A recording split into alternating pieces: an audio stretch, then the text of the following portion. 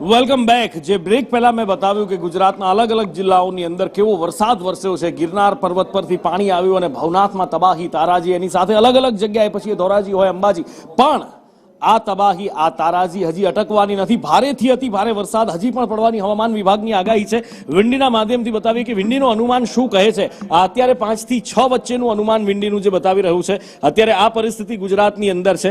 પાલનપુરથી આ બાજુથી શરૂ કરી અને છેક ઉત્તર ગુજરાતથી આ બાજુ કચ્છથી શરૂ કરી શરૂઆતમાં જે એક અનુમાન હતું કે જે પશ્ચિમ બંગાળ પરથી સિસ્ટમ આવી રહી છે એ માત્ર દક્ષિણ ગુજરાતમાં જ વરસાદ આપશે, પણ જેટલા પણ યલો સ્પોટ અત્યારે દેખાઈ રહ્યા છે એ યલો સ્પોટ ત્યાં આગળ ભારે વરસાદ વરસવાની શક્યતા છે ને અહીંયા આગળ એક અતિ ભારે વરસાદની સંભાવના અત્યારે આ ભરૂચના અખાતમાં ભરૂચની ખાડીમાં દેખાઈ રહી છે। પણ આવનારા દિવસોની અંદર શું અનુમાન વિંડીનું કહે છે એના પર જો એક નજર કરીએ તો જે ચિત્ર બદલાય છે એ શું ચિત્ર બદલાય છે અને કેટલું, તો આવનારા દિવસની અંદર એટલે કે આજે સાંજ સુધીમાં આ બાજુ સુરત ને એની આસપાસ, વલસાડની આસપાસ વરસાદ ભારે વરસવાની શક્યતા છે।